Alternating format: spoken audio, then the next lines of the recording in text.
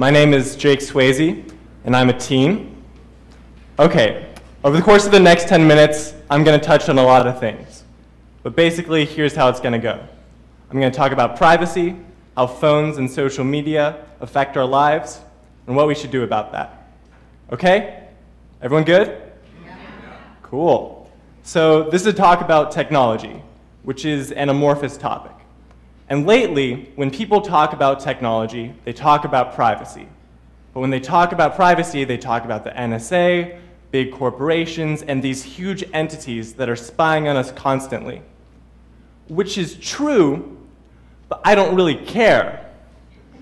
I'm fine with the government spying on me. It's cool. I don't do anything interesting. The worst that could happen is if I try to work for the government and they're like, wow, you watch way too many videos of Kanye singing with his mom. You should not spend that many hours watching noted rapper Kanye Omari West singing with his mom. We are not going to hire you. So I'm just going to ignore the evil government and corporations using technology to spy on you aspect of privacy, because there's a different one I do care about. Because of these phones we all have, we're always accessible. No matter where we are, no matter what we're doing, people can get to us. Whether it's through text, email, Facebook, Kik, they can contact you. And they can get mad at you when they don't respond. Before cell phones became omnipresent, you could just be out, and that was it.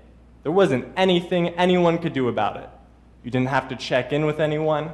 You were just gone, and everyone just had to trust that you'd be back. But now, we're tethered to our phones and to the responsibilities that come with it. So in a very real sense, we don't have a private life anymore. As long as you have your phone, you're in some way connected to other people. They have access. We've allowed our private lives to become public. What this means is, with a smartphone and the access it allows, the lines of separation in our life have been eroded. Our work, our responsibilities, our relationship with our family, and our personal life are now intertwined. You can never be entirely focused on one group, because the machine in your pocket allows all groups access all the time. This erodes any experiences that we have, because we can never be entirely focused on one thing. Have you ever had a conversation with someone, and while you're talking, they just pull out their phone and start looking at it? Yeah. It's crazy how much this happens to me. And maybe I'm just really boring, which is definitely a possibility, but I suspect this is a common experience. Another common experience faced by us modern teens is when you're hanging out with a group of people, just chilling, and you know, vibing, and then one person pulls out their phone, and then another person, and then soon everyone has their phone off and is shut off from the people around them. Everyone looks away from the people they're with to watch videos and see pictures of what other people are doing. It's like we're experiencing withdrawal from our phones and need a quick fix. This is going to sound very new agey and like someone who does yoga and drinks cold-pressed juice would say, but it keeps us from being present. Not to be an alarmist, but we've entered an apocalypse, one where our basic social conventions have been replaced with the desire to be in constant contact with a touchscreen. As apocalypses go, it's not that bad. But it is upon us. And if you need proof of this apocalypse, all you need to do is go to New Jersey, specifically the Newark airport. Over spring break, my family and I had dinner at a restaurant in there. And at that restaurant, they had set up iPads so that every seat in the restaurant had its own iPad. And everyone at the restaurant was using them. And they weren't eating alone. I mean, I know I didn't want to talk to my family because, you know, teen. But It's really depressing that no one at the restaurant wanted to speak to the people they were eating with. They were far more interested in the screen in front of them than the people they had paid a lot of money to eat terrible food with. To be fair, the iPads did have Tinder. But still, shouldn't we at the very least be able to avoid playing with our devices while we're eating at restaurants? And it's not just the devices themselves that should be avoided, it's social media in general. Except Snapchat. Snapchat's cool.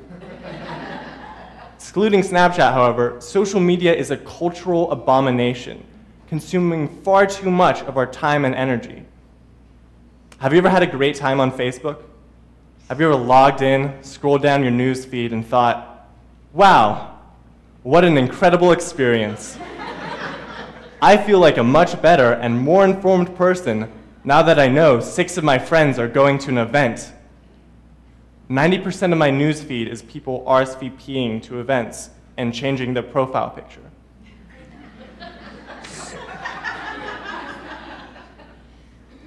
So why do we keep coming back? Because social media is a compulsion. We compulsively check social media to see what has changed, to see if anyone has favorited or retweeted a tweet, mentioned us in a comment, or liked a photo of us.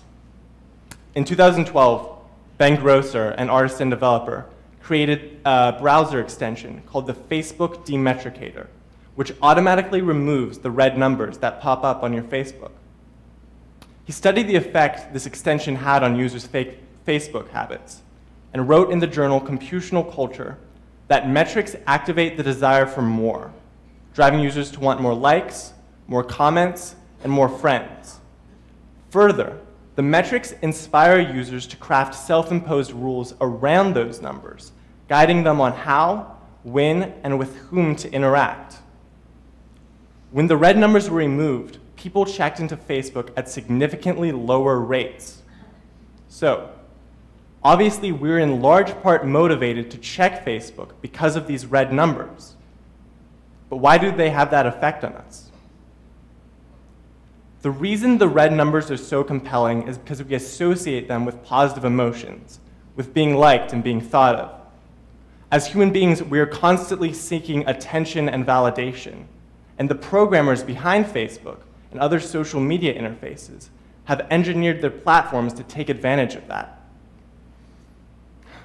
We keep coming back to Facebook for the shiny red numbers, not for anything anyone says or posts. In real life, it's hard to know whether someone liked something you did or said. On social media, you have a finite measure of it. And I don't think it's healthy to derive any sense of self-worth based off people clicking a thumbs up button. But we can't give it up because we're all addicted to this technology, these black mirrors that promise connection while actually disconnecting us. Of course, some people can use social media in a positive way. People can use Facebook to keep in touch with old friends. People can say funny stuff on Twitter. People can use Instagram to send Lil B direct messages of their feet. I actually did that once. Anyways, these are all great and valuable things to do. But for the vast majority of us, social media isn't a creative outlet. It's just a way to see what other people are doing with their lives. It's socially acceptable voyeurism. And this voyeurism gives a misleading impression of the lives of others. People's online personas are far different than who they are in real life. Everyone wants to use social media to show who they hang out with and all the interesting places they're going. Teens especially seem to want to use social media to create this cool image for themselves, using it as a weird form of branding. But people don't post everything that they do, only the things that fit the image they're trying to project. So when we look at social media, all we see is people doing cool and interesting things. And we compare this with what we're currently doing, which usually isn't cool and interesting. So when we look at, so it seems like we're the only one not doing cool and interesting things. This leads to isolation, Because although we realize that we've personally created an image online that's cooler than our actuality, we fail to realize that this is what everyone else has done. This isn't to say that you should throw away your iPhone and delete your social media accounts. Though, I mean, maybe you should. But we all need to think about and evaluate the role they play in our lives. Is it positive? Do they make you feel better? Do they make you less stressed? Or do they make you more stressed? Do they make you compare your life to the highlight reel others present on the internet? Do they make you constantly aware of your online presence and how you're perceived while distracting from your actual reality? I don't have the answers to these questions. I still have an iPhone. I still miss my Samsung intensity sometimes. I still have a Facebook because you kind of have to have a Facebook. And I still spend too much time on my phone. But I'm conscious of it. I'm actively trying to be aware of the effect all this technology is having on my life. And that's something we all should do. Thank you. My name is Jake Swayze.